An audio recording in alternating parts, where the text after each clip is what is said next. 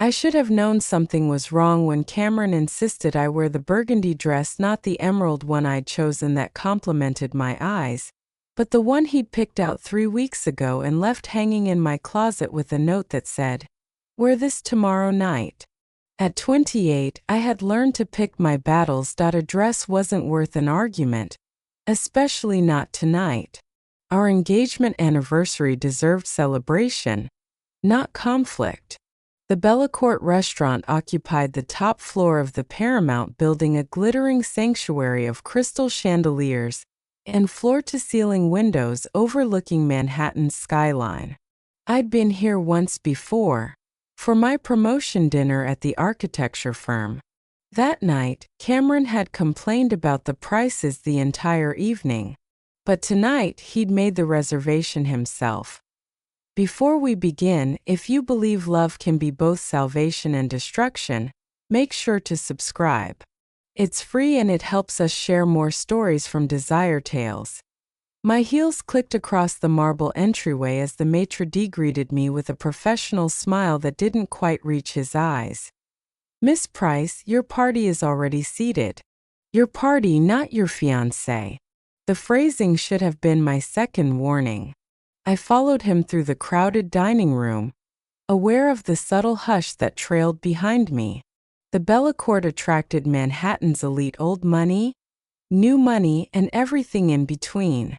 I recognized faces from charity galas and glossy magazines, all dressed in designer labels and dripping with jewelry worth more than my annual salary. Cameron sat near the center of the room, prime visibility, of course. But he wasn't alone. Sitting across from him, in the chair that should have been mine, was Sophia Hartwell, blonde hair in perfect waves, a 5-figure dress, and a smile sharp enough to draw blood. I knew her by reputation. Hartwell Hotels had been a Manhattan institution for 4 generations. She'd been on the cover of Forbes last month. I stopped 3 feet from the table, my portfolio of blueprints suddenly heavy in my hands. Cameron stood, his expression carefully neutral. "Alyssa, thank you for coming." Thank you for coming. Like I was a client, not the woman he'd proposed to a year ago. "Cameron, what is this?" My voice sounded steadier than I felt. He gestured to an empty chair. "Please sit. We need to talk." I didn't sit. Every instinct screamed at me to leave before the blow landed, but pride rooted me to the spot. I would not run. Not here. Not in front of 200 witnesses. Cameron glanced at Sophia, who nodded encouragingly. Then he cleared his throat. "I've been thinking about our future, about what I need in a partner as I move forward with my career." My fingers tightened around the portfolio. "Your career?" "I'm planning to run for state senate next year. It's an opportunity one can't pass up, but it requires certain considerations." He gestured toward Sophia. "Sophia understands the political landscape, her family's connections, her experience with public life. She's the kind of partner who can help me succeed." The words struck like physical blows. Around us, conversations dimmed. People were listening. "You asked me here to break up with me?" "I'm ending our engagement." "Yes." Cameron reached into his jacket and pulled out a small velvet box. My engagement ring, the one I'd left on his bathroom counter last week when the band had begun irritating my finger. He'd promised to have it resized. Now he opened the box, removed the ring, and set it on the table between us. "I think it's best if we make a clean break. You're ambitious, Alyssa. You've always been focused on your career, on making a name for yourself. People might say you were with me for the connections, for what I could do for your firm." Heat flooded my face. "You think I'm with you for your connections?" "I'm simply stating how it might appear," he said smoothly. "You went from junior architect to project lead within 6 months of our engagement. People talk." Sophia leaned forward, her voice dripping with false sympathy. It's nothing personal, sweetie. Cameron just needs someone who understands his world, someone who was born into it, rather than trying to climb into it. My portfolio slipped from my fingers, blueprints scattering across the marble floor, the project I'd spent months perfecting, the design that had earned me that promotion. Cameron didn't even glance at it. I hope you understand this is what's best for both of us. You'll find someone more suited to your background eventually. Around us, phones appeared, camera flashes sparking in my peripheral vision. Someone was recording multiple someones. I wanted to say something cutting, something unforgettable, but all that came out was mechanical composure. I bent down, gathered the blueprints with shaking hands, and straightened. "Keep the ring," I said quietly. "Consider it payment for the year I wasted." My voice sounded distant, like it belonged to someone else. I turned and walked toward the exit, each step through wet cement. The crowd murmured. Sympathetic eyes and cruel smirks followed me. Even the maitre d' avoided my gaze as I passed. They'd known. They'd all known what tonight was really about. When the evening air hit me, it felt like a slap. October in Manhattan carried a bitter chill that cut straight through the burgundy dress. Cameron had chosen the dress he'd wanted me to wear for my humiliation. I made it half a block before my legs gave out. A side street near the Bellecourt offered shadows and solitude. I sank onto the curb, my dress pooling around me, blueprints clutched to my chest. The tears came then, hot, humiliating, and inevitable. A year of my life, a year of believing someone loved me, had just been incinerated in front of 200 witnesses and probably half of Manhattan's gossip feeds. Footsteps approached, steady and deliberate. I didn't look up. Let them see. Let them take pictures. Nothing could make this worse. Then came the voice, deep, controlled, and utterly unfamiliar. "Miss Price." I looked up through blurred vision. A tall man stood 3 feet away, backlit by the street lamp, dark hair, sharp features, a presence that radiated power. And that was when my story truly began. "Miss Price." The voice was deep, steady, and carried a quiet authority that sliced through the haze of my humiliation. I blinked up through tear-blurred eyes. The man standing before me was tall, well over 6 feet, with dark hair and features cut sharp as glass. His black suit fit perfectly across broad shoulders, and under the streetlight, his eyes looked almost black. "I don't need help," I managed, swiping at my face. "I disagree." He took a step closer, his tone measured, unhurried. "There are photographers coming. In approximately 30 seconds, they'll round that corner and capture you sitting on a curb in tears. Tomorrow morning, those photos will be everywhere." As if conjured by his words, voices echoed from the direction of the Bellecourt's entrance, male, excited, opportunistic. The man extended his hand toward me. "My car is here, unless you'd prefer to give them the show they're hoping for." I stared at his hand-strong fingers, platinum watch glinting under the streetlight, and felt my remaining pride waver. I had no reason to trust him, but the voices were getting closer. I grabbed his hand. His grip was firm, his pull effortless. I rose unsteadily, blueprints clutched to my chest. A sleek black car idled nearby, gleaming beneath the lamplight. He opened the rear door with quiet precision, and I slid inside without a word. He followed, settling beside me with economical grace. The door shut, sealing us in leather-scented darkness. "Drive," he said to the man behind the wheel. The car eased away from the curb just as 3 men with cameras appeared at the corner. My pulse pounded in my ears. I pressed against the far door, staring at the stranger beside me. "Who are you?" I demanded. He turned, eyes assessing me with unnerving calm. "Someone who just witnessed your very public humiliation," he said quietly. and someone who might have a solution to your problem. The interior of the car smelled like leather, and something darker controlled violence, restrained power. I tightened my grip on the blueprints, suddenly aware of how completely I'd abandoned reason. Getting into a stranger's car because photographers were coming. Brilliant survival instinct, Alyssa. You can drop me at the nearest subway station, I said, trying for dignity. I could.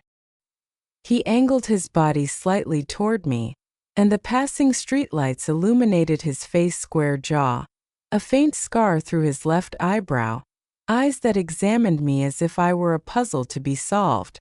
Or you could listen to my proposal first. I don't need rescuing by a stranger with a hero complex. His mouth curved faintly, not quite a smile. I don't have a hero complex.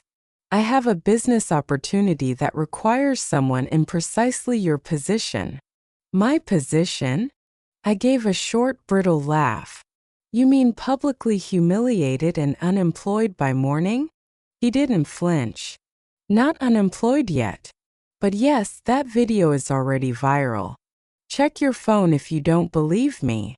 I didn't want to, but instinct had me reach for my purse. My phone screen lit up with notifications, dozens of texts, missed calls, and hundreds of social media alerts. There it was. Cameron Price announces engagement to Sophia Hartwell. The accompanying video showed me standing frozen in the restaurant, blueprints scattering to the floor. They'll fire me, I whispered. My promotion was contingent on maintaining the firm's reputation. A social media scandal doesn't exactly scream professional stability. Probably, he said, with no pretense of reassurance. Which brings me to my offer. He met my gaze without hesitation. I need a wife. I stared at him. Excuse me. 6 months. A contractual marriage for business purposes. In exchange, I'll ensure Cameron Price's career ends before it begins. And I'll pay you $500,000. The number hung in the air, solid, heavy, unbelievable. $500,000. Enough to start my own firm. Enough to never depend on anyone again. This is insane, I said. I don't even know your name. Thomas D'Angelo. He said it like it should mean something. And it did.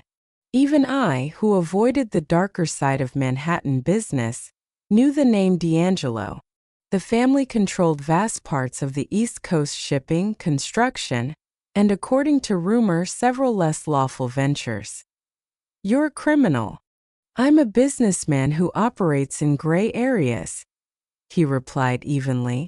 I need to finalize an agreement with several traditional Italian families who value stability and family structure.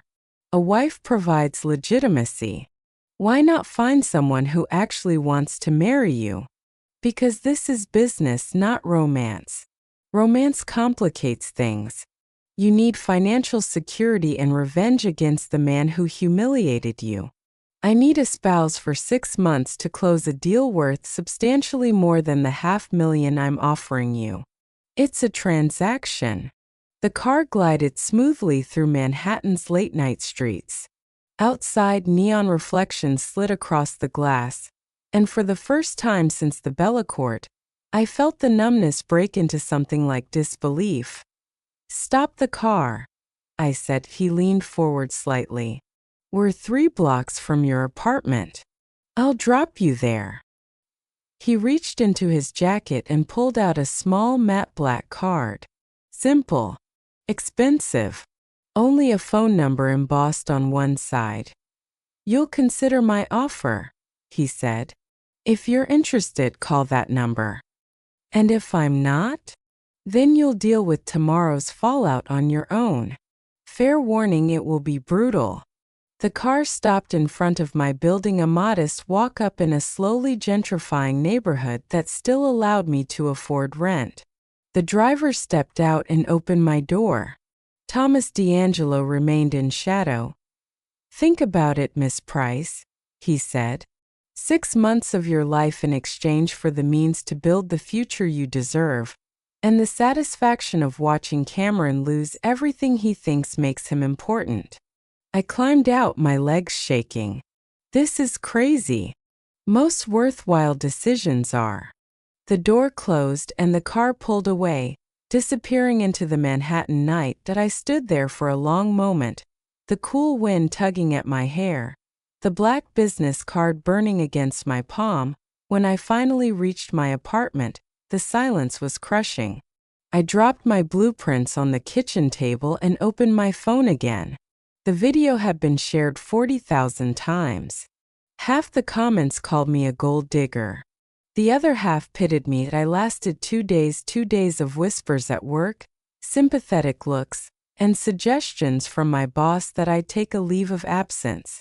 2 days of watching clients withdraw from projects. On the morning of the third day, I sat at my desk staring at that black business card. Maybe this was the only way to take back control. The phone rang once before a male voice answered. "Address," he said. Not hello. Not how can I help you. Just a command efficient. Expectant that I gave him my office address.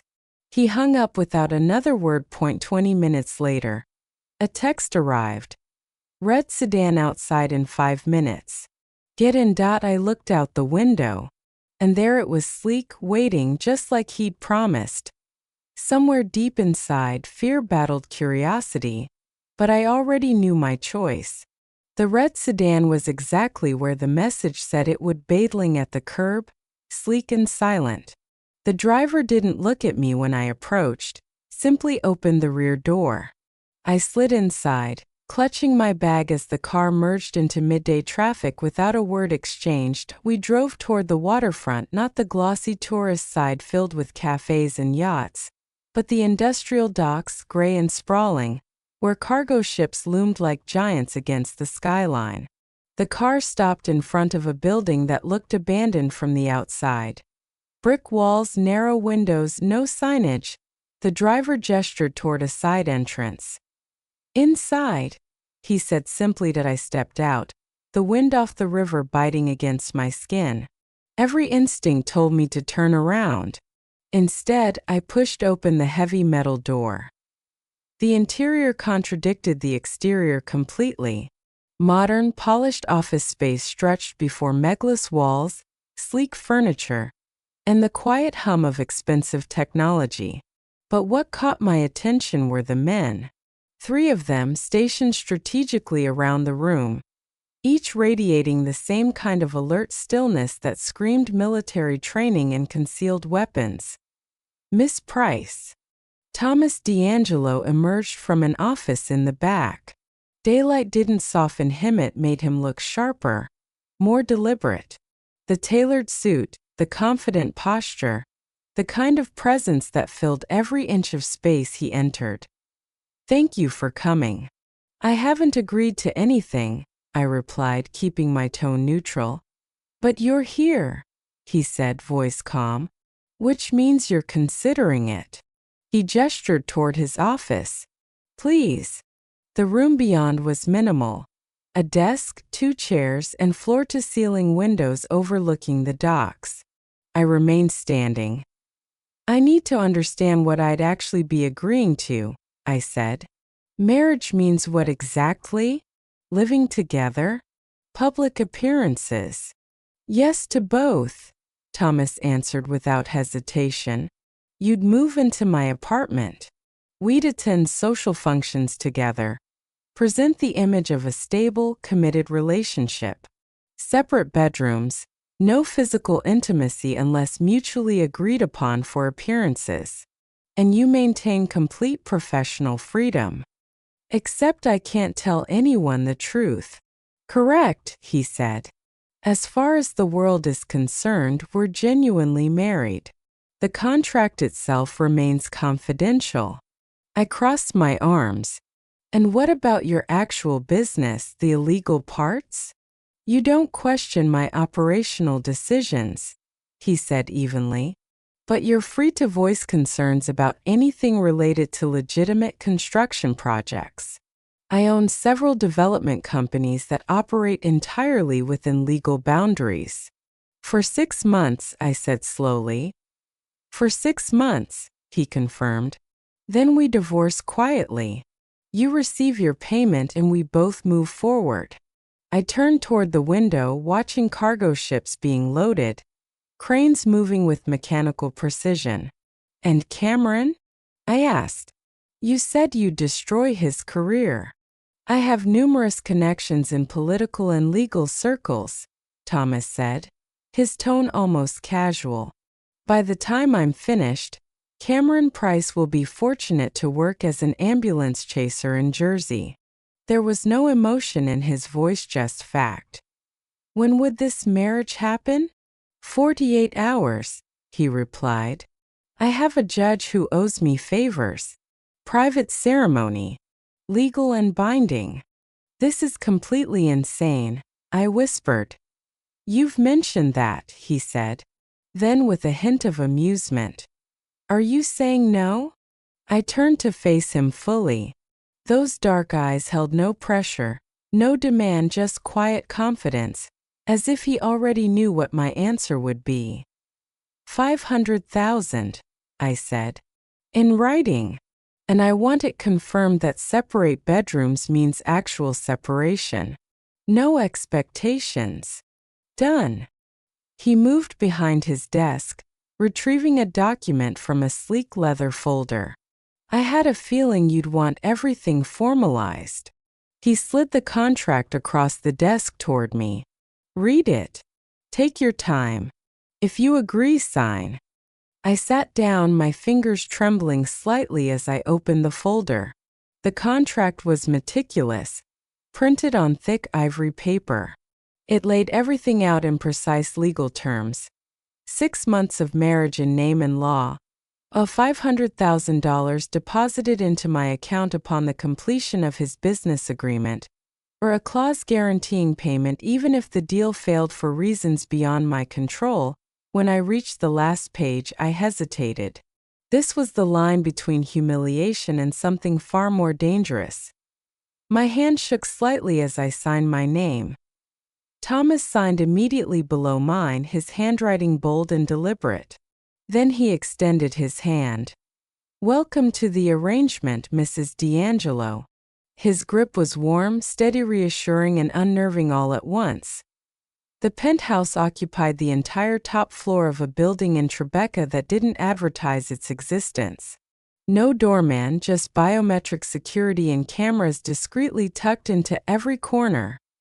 Thomas's driver had delivered my belongings earlier. Now I stood in the marble entryway of my new home, feeling like an intruder in a museum. Your room is through here, Thomas said, leading me down a hallway. His presence filled the space effortlessly. He opened a door to reveal a bedroom larger than my old apartment king bed, sitting area, a bathroom with a soaking tub, and windows overlooking the Hudson. Everything you need should be here. Lucia handled the arrangements. Lucia? My sister, he said. She manages certain aspects of the family business. She'll want to meet you. Something in his tone made it clear this meeting would be less of a welcome and more of an evaluation. I glanced around the apartment. It wasn't ostentatious like I'd expected. The decor was modern, understated quiet power instead of flash. Artwork that looked museum-worthy hung in minimalist frames. The air hummed with security and control. The system requires your fingerprint, Thomas said, gesturing to a panel beside the door. Press here. I obeyed, placing my finger against the glass. A small green light flashed. Seems excessive for a temporary arrangement, I said. Nothing about my life allows for inadequate security, he replied. You'll find precautions are necessary, not excessive. Because of your business? He studied me for a moment. Because I have enemies who would use anyone connected to me as leverage. Starting now, you don't leave this building without security. My spine stiffened. That wasn't in the contract. It was implied, he said calmly. In the clause about maintaining your safety. I take that seriously. Before I could argue, the elevator chimed. Thomas's entire posture shifted, alert, protective.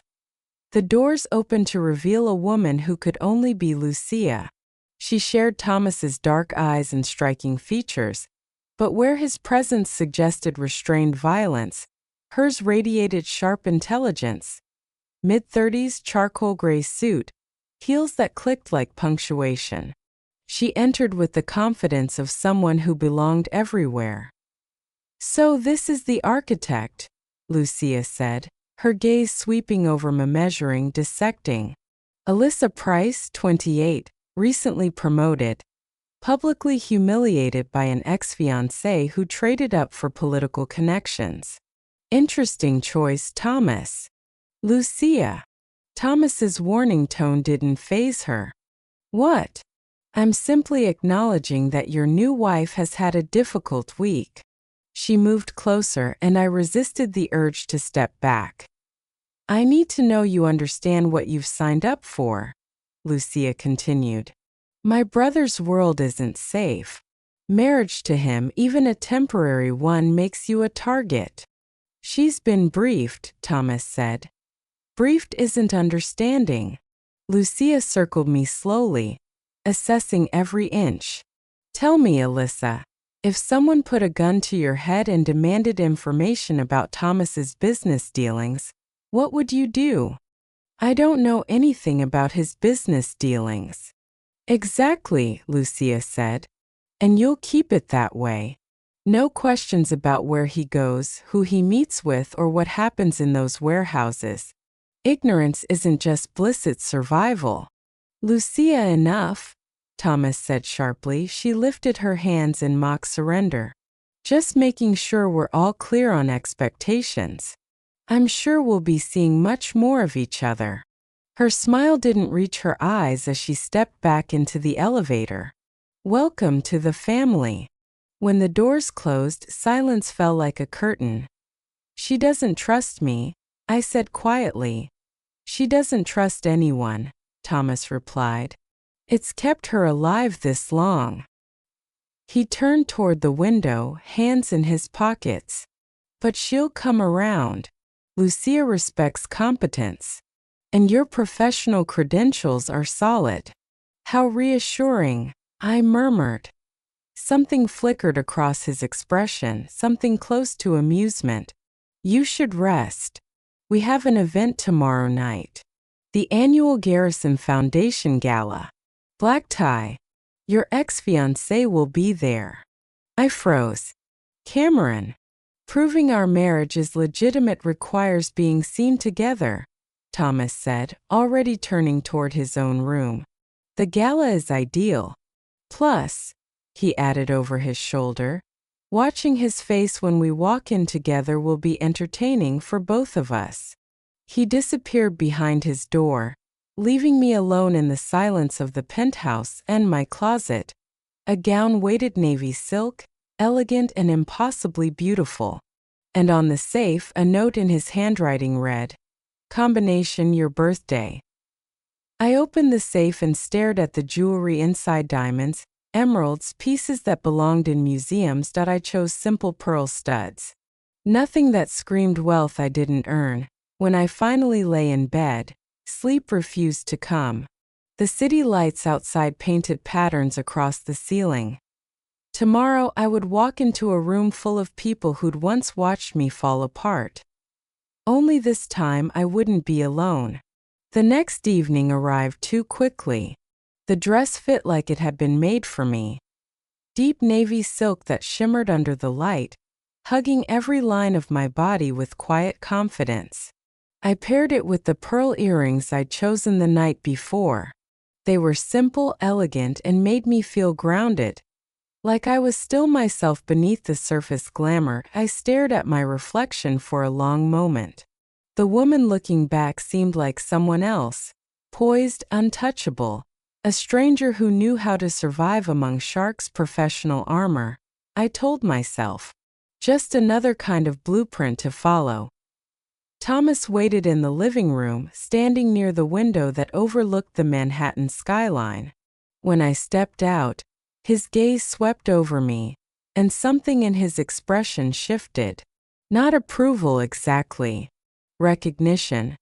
"You look perfect," he said simply. "Thank you for specifying that this is a performance," I replied. His mouth curved slightly.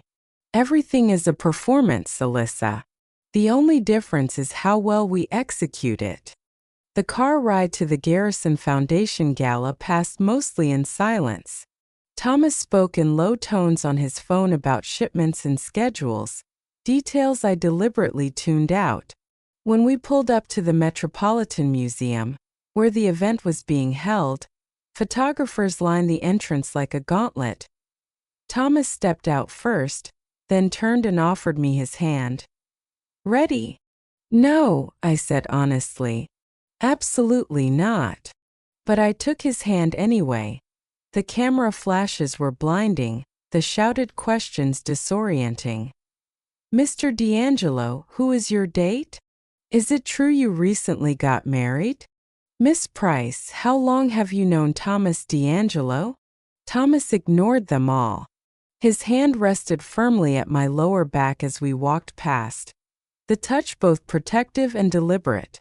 The message was clear. I belonged to him now, or at least the world would believe I did. The gala's main hall glittered with Manhattan's elite, politicians, business leaders, socialites, all perfumed wealth and hidden agendas.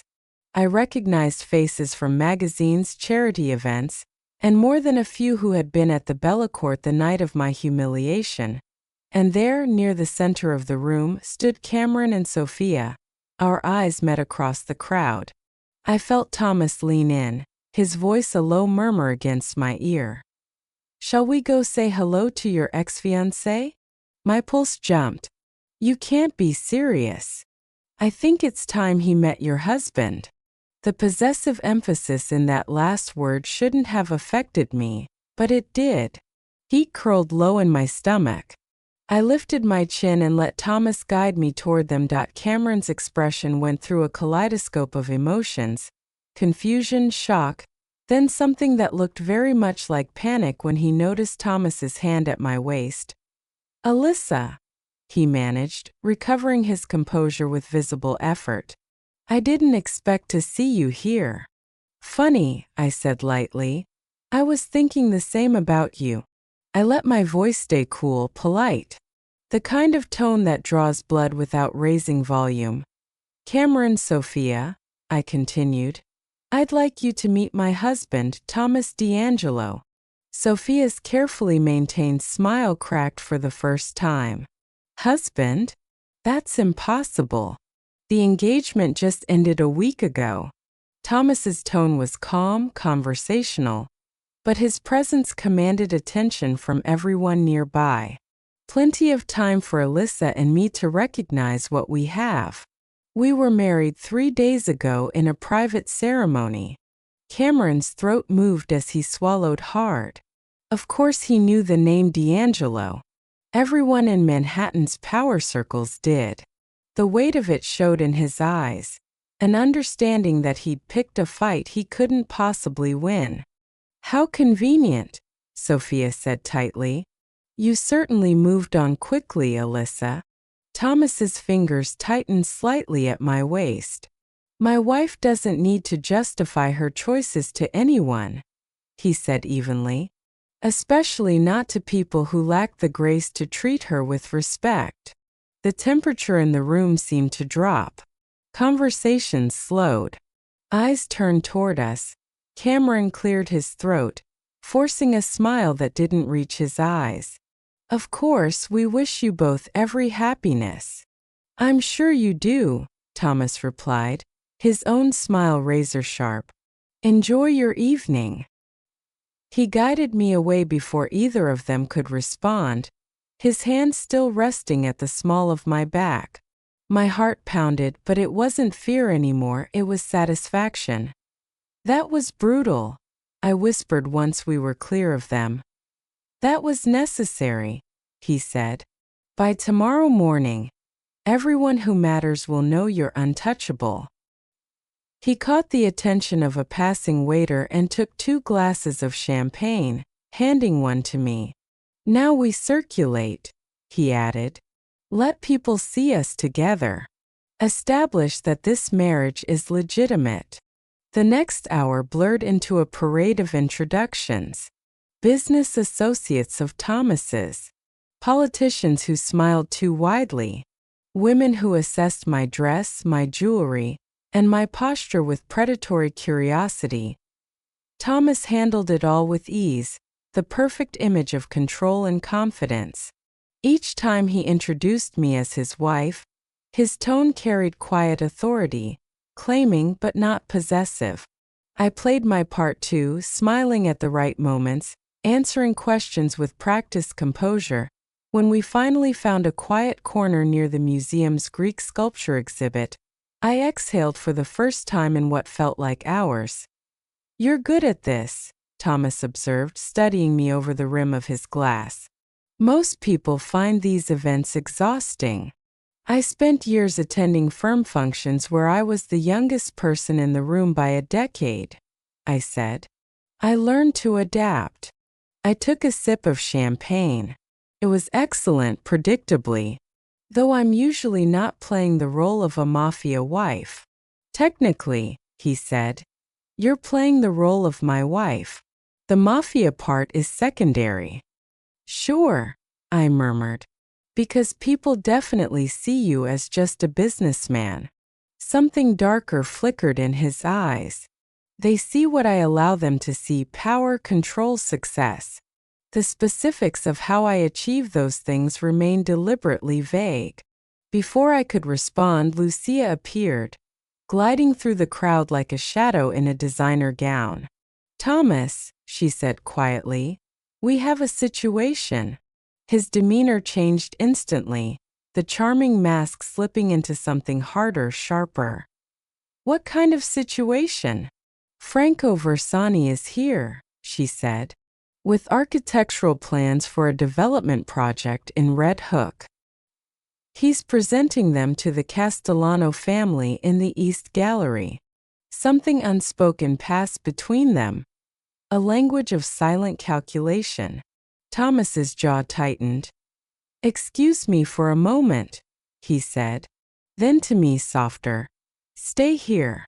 But curiosity was a powerful thing, and I wasn't built to simply wait prettily in a corner. The East Gallery housed ancient Egyptian artifacts, stone columns, relics under glass, a small reconstruction of a temple. A crowd had gathered near the display, surrounding a table where large blueprints were spread out. I recognized several faces. The Castellano family, old Italian money with ties that stretched across continents. And at the center of it all stood Franco Versani. He was shorter than Thomas, heavier, his tailored suit straining against his frame. His smile was the kind that never reached the eyes. The location is ideal, Franco said smoothly, gesturing to the plans. Direct port access, minimal residential complaints, and construction can begin within 3 months of approval. My professional instincts kicked in automatically. I moved closer, angling to see the drawings. Something was wrong. The structural supports were too shallow for a building of that height. The foundation design didn't match the typical soil composition along Red Hook's waterfront. And the dock layout too wide, too reinforced. This wasn't for commercial goods. This was for cargo that couldn't be logged. Alyssa. I turned. Thomas stood behind me, every line of his body tense, his tone neutral. I see you found the architectural discussion. Franco's gaze snapped toward me, assessing, dismissive. Your wife has an interest in construction? My wife, Thomas said evenly, is an architect, a talented one. His hand rested lightly at my lower back. What do you think of the plans, darling? The endearment sounded natural, practiced. I met his eyes briefly, then turned to the blueprints. They're interesting, I said, forcing a polite tone. Though I noticed the foundation specifications seem unusual for waterfront construction. Franco's smile thinned. The engineers assured me the design is sound. I'm sure they did, I said lightly. But Red Hook's soil composition requires deeper pilings for anything above 6 stories. These plans show 8, with relatively shallow foundations. It seems risky. The air shifted. Silence fell over the small group. Even the Castellanos exchanged uneasy glances. Franco's jaw tightened. Perhaps your wife should focus on her own projects, D'Angelo. Thomas's expression never changed. Perhaps your engineers should review their calculations. My wife has designed multiple waterfront structures. If she sees a problem, there's usually a problem. The Castellanos murmured among themselves. Franco's confident smile faltered. Thomas turned to me. We should be going. His hand found my arm, not rough but firm, and he guided me out of the gallery without another word. We collected our coats in silence. The drive back to the penthouse was quiet except for the muted hum of the city. I didn't mean to interfere, I said finally. You didn't interfere, Thomas replied. You identified something I should have caught myself. He stared out the window, jaw tense. Franco isn't building commercial space.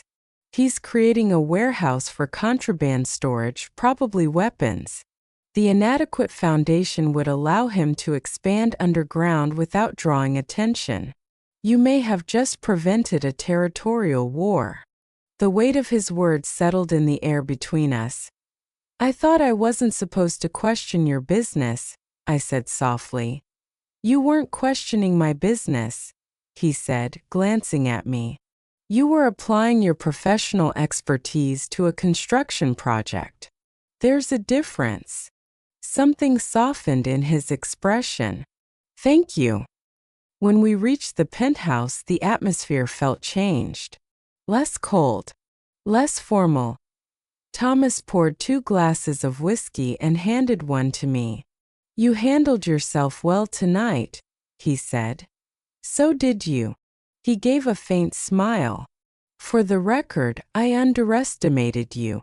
And for the record, I said, lifting my glass, I'm full of surprises. He looked at me for a long moment, and there was something in his eyes that hadn't been there before.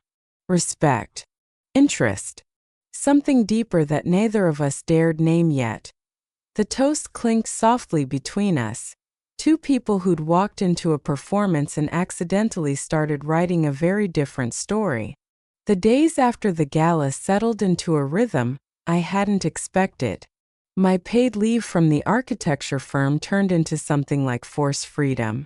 For the first time in 3 years, I had mornings without rushed commutes and nights without deadlines. I should have enjoyed it, but restlessness gnawed at me, so I started working again. Personal designs. Blueprints spread across the marble dining table of the penthouse. Thomas came and went according to a schedule he never discussed. When we crossed paths, it was over coffee or late dinners, conversation polite but never personal. We existed like 2 ghosts sharing the same walls, professional distance, courteous silence. Until the day everything changed, I was reviewing a housing complex design when Thomas emerged from his office, phone pressed to his ear. His expression was darker than I'd ever seen it, tension carved into every line of his face. How many? He said, listening, jaw tightening. Keep her there. I'm coming now. He ended the call abruptly, already reaching for his jacket. Get your things, he ordered. We're leaving. What happened?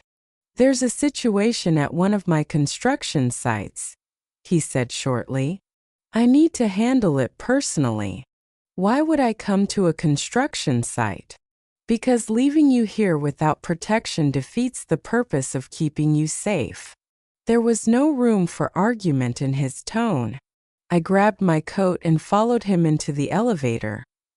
The site was in Brooklyn, one of Thomas's legitimate projects. Scaffolding rose 6 stories high, metal beams gleaming under the late afternoon sun. The car drove straight through the gates, past guards who waved us in without hesitation. Vincent, the head of Thomas's security team, met us at the entrance. A mountain of a man, face like granite. "Boss," Vincent said, lowering his voice. "She's in the foreman's trailer, shaken but not hurt." "She?" I asked. "The site manager," Vincent explained. "Someone left her a message. Specifically about you." Cold rippled through my chest. Thomas didn't answer. He was already moving. I followed him into the trailer, where a woman in her 50s sat gripping a coffee mug with trembling hands. Relief crossed her face when she saw Thomas. "Mr. D'Angelo," she said, exhaling shakily. "Thank God. I didn't know who else to call." Thomas's gaze fell to a sheet of paper spread across her desk. He moved closer and I followed, my breath catching as I read the block letters scrawled in thick black ink. "Tell D'Angelo his architect wife should stay out of things that don't concern her." "When did this arrive?" Thomas's voice was cold, dangerously calm. 2 hours ago, the woman replied. "Taped to my office door." I called Vincent immediately. "Good," Thomas said. "Take the rest of the day off. Vincent will see you home safely." He slid the note into his jacket pocket carefully, as if it were evidence. Then he turned to me, expression unreadable. "Alyssa, wait in the car. I want to see the site," I said before I could stop myself. His eyes snapped to mine, hard as steel.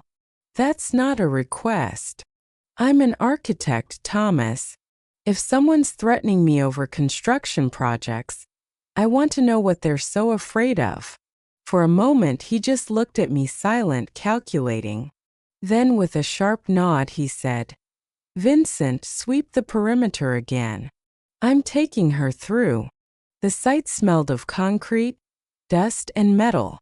Workers moved with quiet urgency, glancing at Thomas and me as we climbed the temporary stairs. His hand hovered near my lower back, not touching, but close enough that I felt the heat of his presence. "This is a mixed-use development," he explained. "Retail on the ground floor, offices above. Completely legitimate." His tone was neutral, measured. "But Franco thinks you're interfering with more than just his projects," I said. Thomas didn't deny it. "He's realizing that having you around makes it harder for him to operate. You have expertise he can't easily counter." We reached a wide opening that overlooked the harbor. The view was beautiful, water shimmering under the pale sky, cranes in motion. "This is exactly the kind of property Franco wanted," Thomas continued quietly. "We acquired it before he could. If he believes you helped expose his plans, this note is a warning." I crossed my arms against the chill. "It's not exactly a direct threat." He turned toward me, and the look in his eyes froze me in place. "It's a declaration of intent," he said flatly.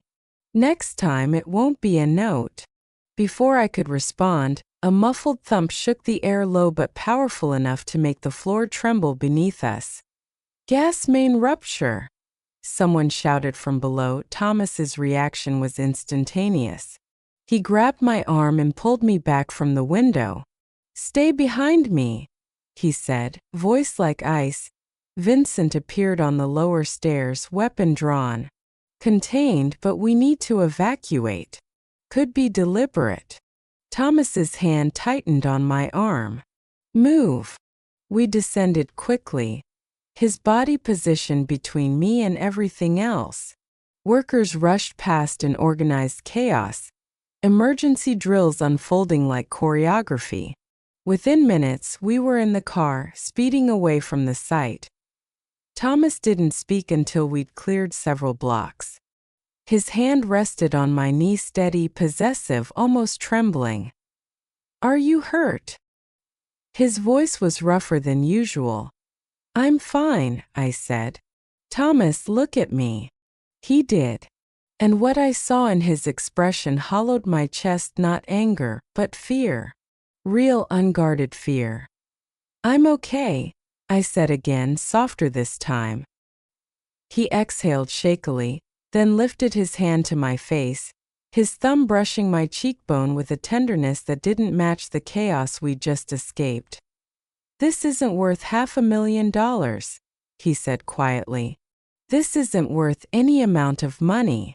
"What are you saying?" "I'm saying we end the contract tonight. I'll still pay you. I'll still destroy Cameron. But you go somewhere safe, until this is over." "No," I said firmly.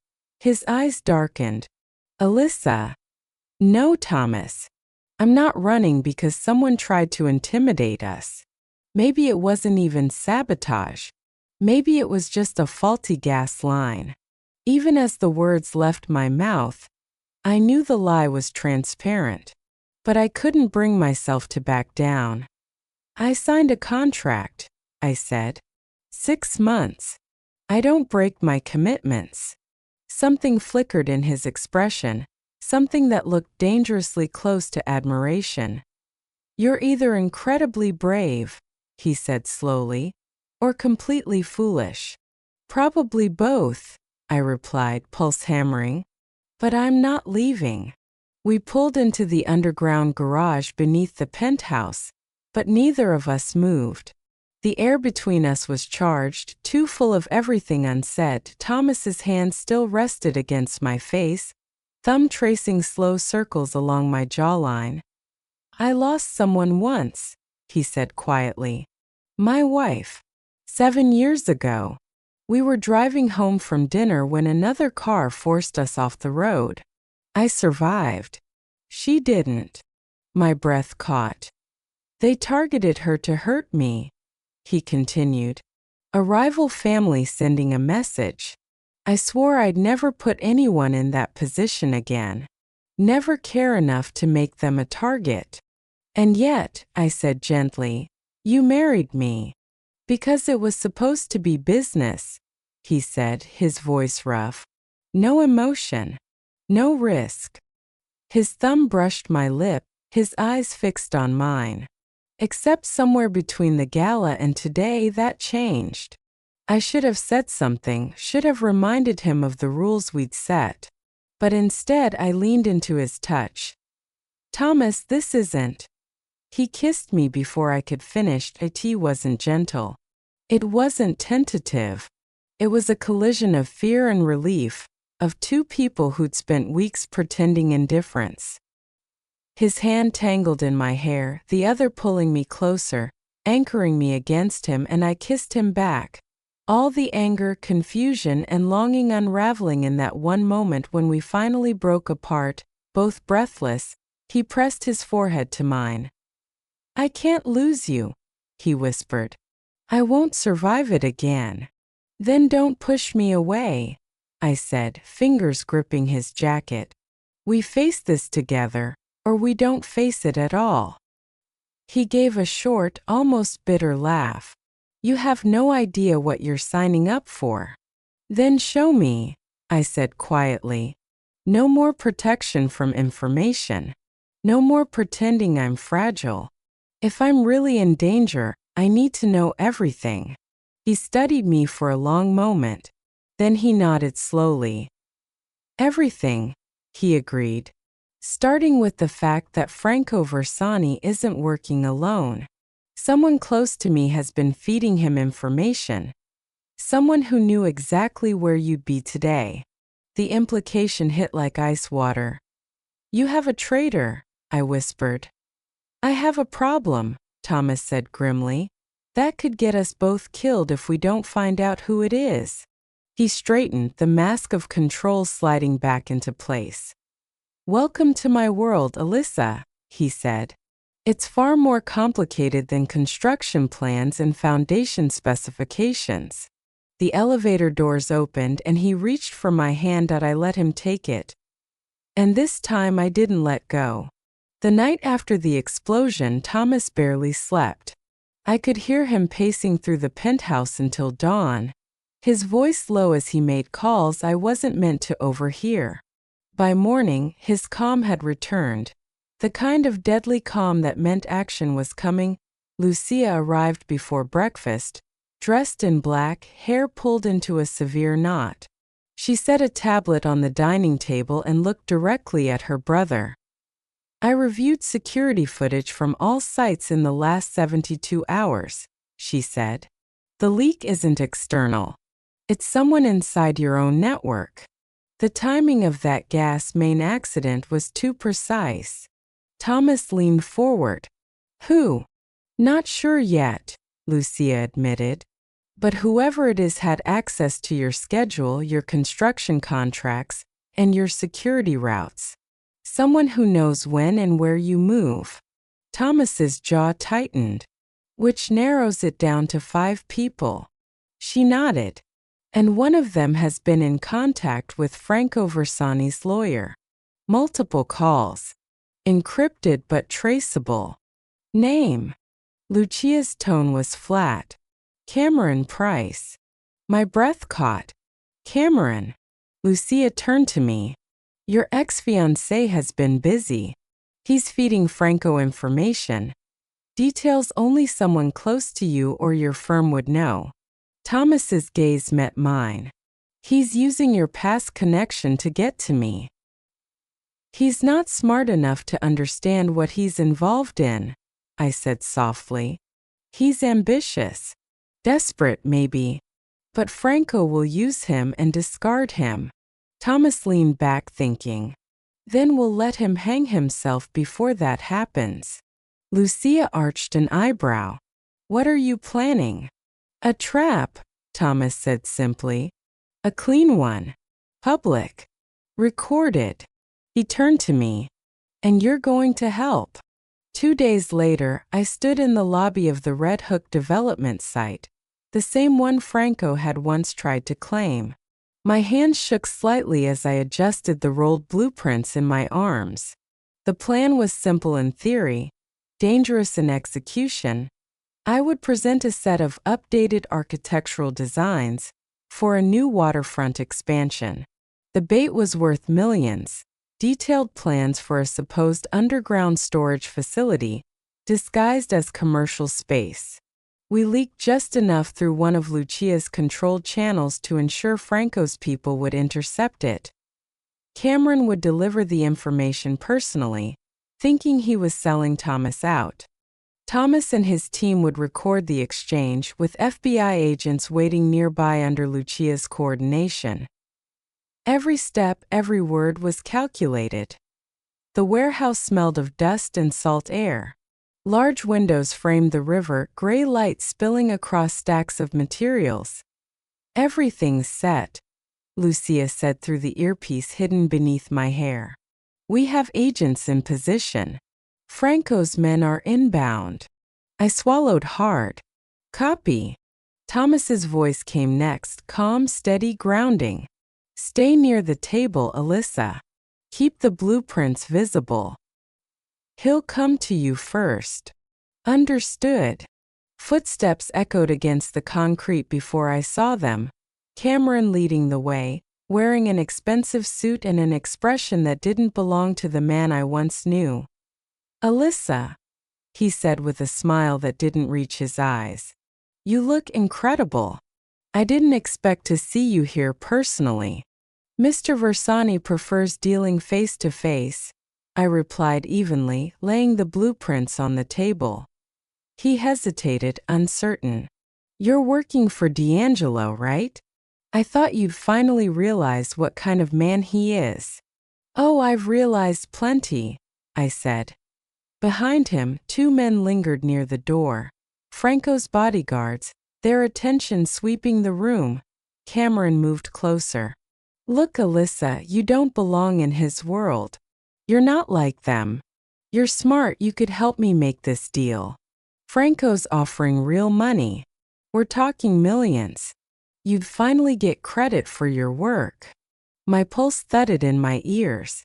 And all I have to do is betray my husband? Cameron's smile faltered. He's not your real husband, Alyssa. Everyone knows it's a contract marriage. He used you for credibility. You don't owe him anything.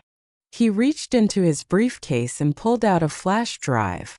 Here's the payment, proof of transfer. All you have to do is hand over those plans. Franco's waiting in the car outside. Once he verifies the files, you and I can walk away. Free. I stared at him. This man who had once promised me forever, now offering me a bribe to destroy the only person who had treated me with respect in months. You really don't see it, do you? I said softly. You're not dealing with businessmen, Cameron. You're dealing with wolves. The moment you're no longer useful, they'll tear you apart. He frowned. You don't know what you're talking about. Oh, I do, I said. Because I'm one of them now. Before he could react, the warehouse doors burst open. Shouts filled the air. FBI. Hands where I can see them. Franco's men froze. Cameron spun around, panic flaring in his eyes. Thomas stepped through the doorway, flanked by armed agents. Cameron Price, he said coolly. You're under arrest for conspiracy, racketeering, and aiding a criminal organization. This is insane. Cameron shouted as an agent cuffed him. You set me up. Thomas's expression didn't waver. You did that yourself. Franco, dragged in seconds later by his own men turned informants, spat curses in Italian. You think this ends it, D'Angelo? You're still one of us. You can't betray blood. Thomas met his glare without flinching. You stopped being family the moment you went after mine.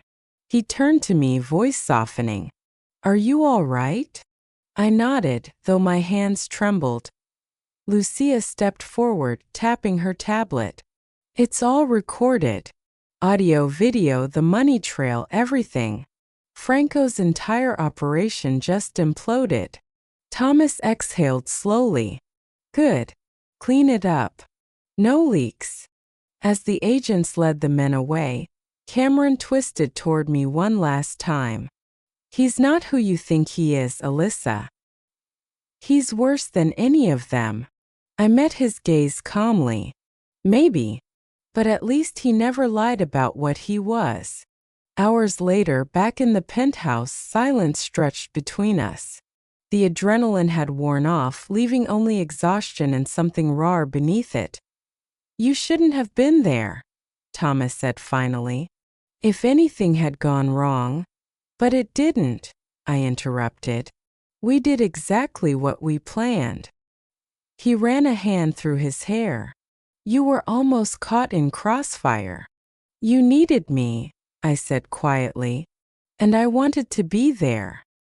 He looked at me for a long time, something unreadable in his eyes. You were brilliant, he said at last. You played your part perfectly. You didn't just expose Cameron. You dismantled Franco's empire. I didn't do it alone, I replied for the first time. A genuine smile ghosted across his lips. No, he said softly. You didn't. Lucia appeared in the doorway, tablet in hand. The bureau's satisfied. They'll handle the press. Franco will be behind bars by morning. Cameron's cooperating already. Thomas's jaw tightened. He won't get far. Men like him never do. Lucia nodded once, then looked between us.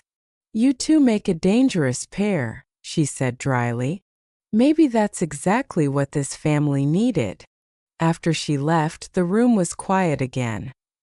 I walked to the window, watching the city lights shimmer over the Hudson. Thomas joined me, his reflection tall and dark beside mine.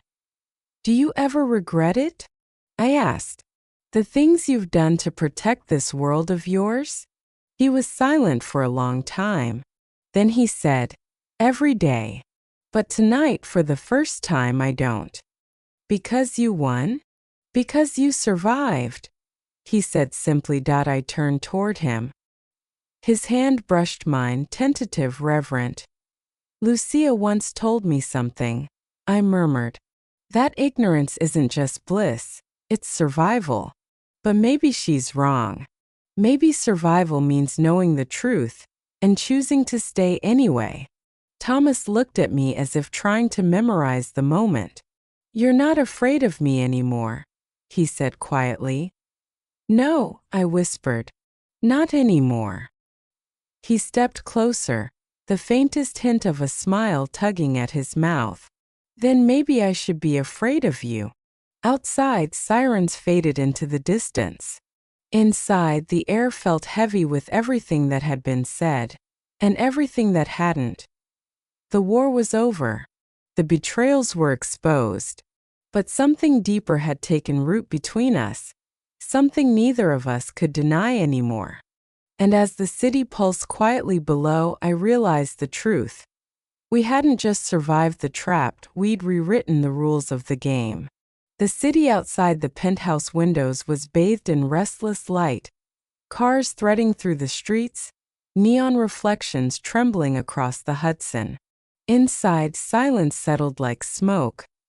The operation was over. Franco Versani was in custody, Cameron had confessed everything, and the FBI had enough evidence to dismantle an empire. But for Thomas and me, the aftermath wasn't victory. It was the uneasy quiet that comes when adrenaline drains away and all that's left is truth. He stood near the window, jacket discarded, sleeves rolled to his elbows. The faint bruising at his temple from the earlier chaos hadn't faded yet. I wanted to reach out to tell him it was over, but I knew it wasn't, not the part that mattered. You haven't said a word since we got back, I said finally. Thomas's reflection looked at me through the glass. I'm trying to decide if I should thank you or tell you that you scared the hell out of me. I folded my arms. You asked me to help. I helped. I asked you to bait a trap, not to stand in the middle of it. You needed me to make it believable. He turned then, and the look in his eyes made my pulse stutter. You could have died, Alyssa. So could you, I said quietly. He exhaled, raking a hand through his hair. You don't understand. Losing people, it's not something I do twice. Not again. Thomas. He cut me off, voice low but fierce. When that explosion went off at the site, all I could think was that I'd made the same mistake again. That I'd brought someone close enough to destroy them. I crossed the room until I stood just a few feet away. You didn't bring me into this, Thomas. I chose it. I walked into your world with my eyes open. For a long moment he just stared at me, like he was searching for something he didn't believe existed. I can't protect you from this, he said finally. From me. I'm not asking you to, I whispered. I'm asking you to stop pretending you don't care. Something cracked then, the careful restraint that had defined every moment between us since the beginning. He stepped closer and I could feel the storm in him, fear, desire, regret, all fighting for control. Alyssa, he said, voice rough. This was supposed to be simple. A contract. 6 months. No emotions. But nothing about you has been simple. Then stop pretending it is. His jaw tightened, but his eyes softened. You don't know what you're asking for. Yes, I do, I said. I want honesty. I want partnership. Not a shield, not a protector. An equal. He looked at me for a long time before whispering, God help me, I love you. The words hung between us, quiet but explosive. I didn't breathe. Neither did he.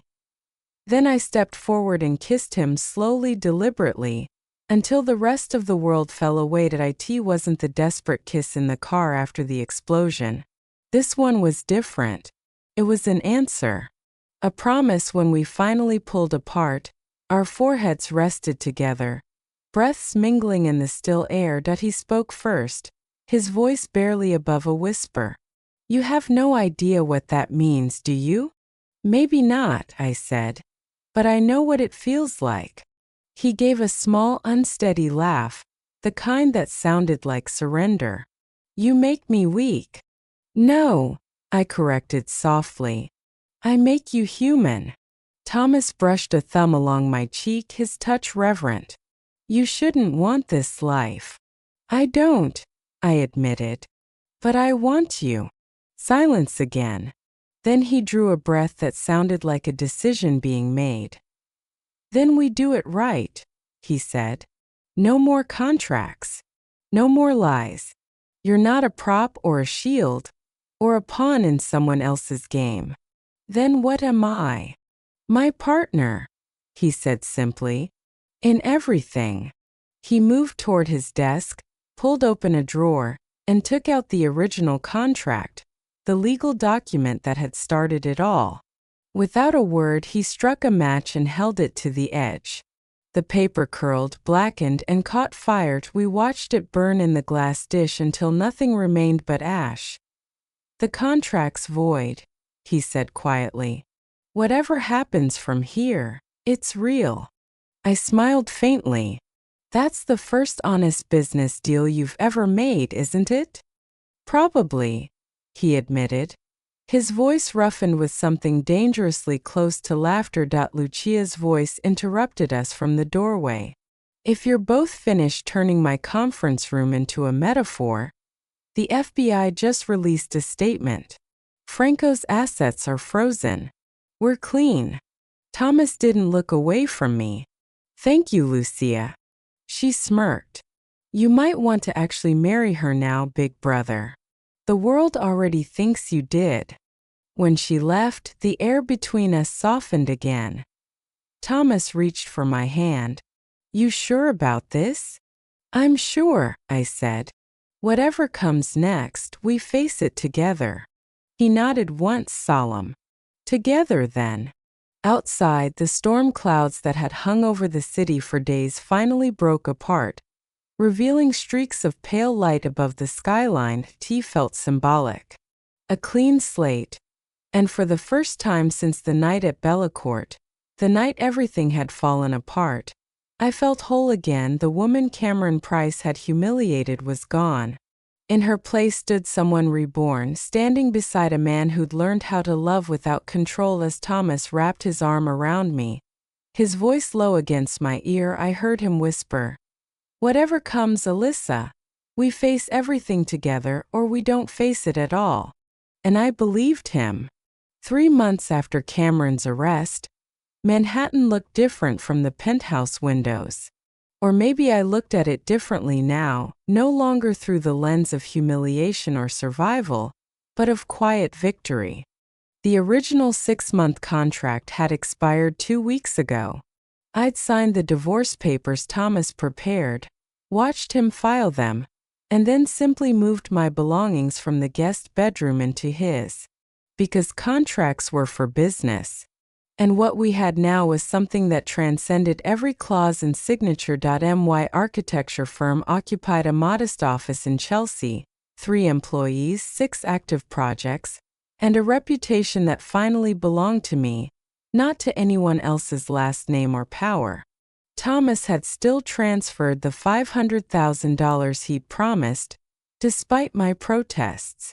I keep my promises, he'd said, and I'd learned never to argue when he used that tone. He found me that afternoon standing by the window, sketching revisions for a residential tower. "You're thinking too loud," he murmured, walking up behind me. "I can hear it from across the apartment." I smiled. "I'm thinking about tonight." He raised an eyebrow. "You're sure about this? Having a celebration at the restaurant where you were publicly humiliated?" "Absolutely," I said. "It's poetic justice." He slid his hands around my waist, his voice warm against my ear. The look on certain people's faces will be worth whatever astronomical price they're charging for the private room. The Bellecourt, the site of my public destruction, had been transformed into the venue for what Thomas insisted on calling our real wedding celebration. Not a legal ceremony, we were technically already married and divorced, but a public declaration of what was now undeniably real. Sophia had RSVP'd yes. Out of curiosity, maybe, or guilt. Cameron, of course, would not be attending. He was awaiting trial on federal conspiracy charges, his political ambitions and reputation incinerated before they could take root. Sophia had left him within 48 hours of his arrest, already rewriting her story with someone new. I don't hate him anymore, I admitted softly as Thomas straightened his cufflinks. I almost feel sorry for him. He destroyed his own life trying to destroy mine.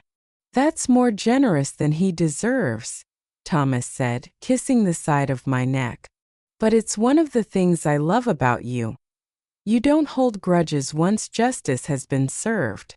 By 7 o'clock, the Bellecourt gleamed like a different world.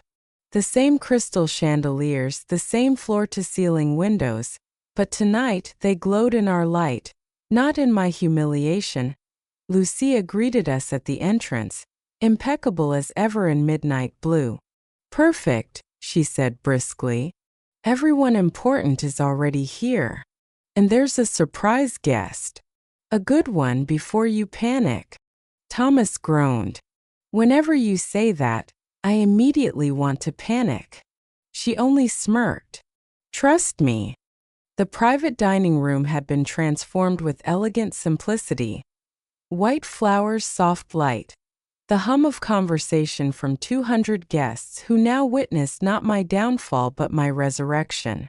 Politicians, business leaders, architects, all mingling easily, as though the D'Angelo name had always stood beside mine. My former boss approached, glass of champagne in hand. Alyssa, I wanted to apologize personally for how we handled your leave. It was cowardice, plain and simple. It was business, I said gently. But thank you. He smiled ruefully. Your new firm is making waves. The Brooklyn project is brilliant. Behind me, Thomas's presence was steady, quiet, but absolute. I'm aware, he said simply. I'm lucky to have her. As we moved through the crowd, I felt eyes following us, not with judgment now, but with a mixture of awe and respect. I wasn't the woman who'd been discarded at Bellecourt. I was the woman who had risen from it, standing beside a man powerful enough to command fear but strong enough to choose love. Near the windows, Sophia stood with a champagne flute, her smile brittle. She turned as we approached. Alyssa, she said, voice careful. Thank you for inviting me. I wasn't sure you would. I almost didn't, I said honestly. But holding on to anger takes too much energy. And you did me a favor. She blinked, caught off guard. A favor? You took Cameron off my hands before I made the mistake of marrying him, I said lightly. You saved me a divorce. Her laugh was quiet, uncertain. You look happy, she said after a pause. Genuinely happy. I don't think I ever saw that when you were with Cameron. I wasn't, I replied. But I am now. Sophia's eyes shimmered briefly before she looked away. Then I hope you keep it. Truly. I believed her. Lucia reappeared, nearly vibrating with excitement. Time for your surprise. Thomas, try not to freak out. He scowled. Define freak out. But when the door opened and a woman in her 60s walked in, elegant in burgundy silk, silver streaking through her dark hair, even Thomas went still. Mom! His voice cracked. Thomas, she said, her accent rich with Naples and years of command. It's been too long. He swallowed hard. 3 years. You said you wanted nothing to do with the family business. I said I wanted nothing to do with the violence that killed Dad and nearly killed me. She nodded once, eyes softening. Lucia tells me you found someone who makes you reconsider what's worth protecting. I wanted to meet the woman who accomplished the impossible. When her gaze turned to me, I felt my pulse trip. Mrs. D'Angelo, it's an honor. Call me Maria, she said, taking my hands. My son loved once before and lost everything. I didn't think he'd survive loving again. But Lucia says you're strong enough for his world, and brave enough to change it. Is that true? I'm trying, I admitted. Some days better than others. She smiled. Honest. Good. My son needs that. She squeezed my hands once before turning back to Thomas. She's perfect for you. Don't screw this up. Emotion flickered across his face. A rare, unguarded softness. I'll try not to. Maria kissed his cheek and drifted into the crowd, leaving him staring after her, still stunned. Good surprise. I asked. He let out a shaky laugh. The best. An hour later, Lucia clinked her glass. Everyone, if I could have your attention. Thomas took my hand, guiding me toward a small podium near the windows. He didn't carry notes, he didn't need them. His voice filled the room, low and steady. 6 months ago, I witnessed something that should have been private, a woman's worst moment made public for entertainment. I offered her a solution that was purely transactional. I didn't expect it to change either of us. He turned to me, and something in his eyes made my breath catch. Instead, I found a partner who refuses to accept my world as unchangeable, who sees structure where I only saw chaos. Alyssa didn't just agree to marry me. She agreed to stand beside me and make me better than I thought I could be. He reached into his jacket pocket and pulled out a small box. We're technically already married and divorced, he said with a crooked smile, which makes this legally meaningless. But symbols matter. Choices matter. He opened the box to reveal a platinum ring set with emeralds, the color of the dress I'd once wanted to wear to the night that destroyed me. Alyssa Price, he said, voice steady. Will you marry me? Not for 6 months. Not for business. But for every reason that actually matters. The room went silent. My heart did not. Yes, I said, the word breaking free like breath after drowning. For every reason that matters, yes. He slid the ring onto my finger, and the room erupted in applause, but I barely heard it. His lips found mine in a kiss that tasted like everything we'd fought for, defiance, love, and the kind of peace neither of us had believed we'd earn. I love you, he whispered against my mouth. I love you too, I said, smiling through tears. Even when your world is terrifying and complicated and occasionally violent. Especially then. Especially then. Later, when the guests had gone and the city hummed below us, we stood before the same floor-to-ceiling windows where everything had begun. His arms were around me, his chin resting lightly on my shoulder. No regrets? He asked quietly. Not a single one, I said. Only that I didn't find you sooner. He turned me in his arms, eyes dark and certain. Thank you for seeing past the contract to what we could actually build together. Thank you, I murmured, for rescuing a woman crying on a curb and offering her the most insane proposal in history. He laughed low and warm. Shall we make a tradition of it? Annually proposing increasingly ridiculous arrangements. As long as they all end with us together, I said. His laughter deepened. Deal. We kissed again, slow and sure as Manhattan shimmered beyond the glass. The same city that had once witnessed my humiliation now bearing silent witness to my redemption. Outside, Life went on ruthless, glittering, indifferent. But inside that penthouse, we had built something stronger than power and rarer than peace, partnership, love, forever. And it had all started because I wore the wrong dress to the right disaster. Which moment in this story made your heartacre believe in love again? Share your thoughts in the comments below, and don't forget to subscribe for more passionate, emotional stories from Desire Tales.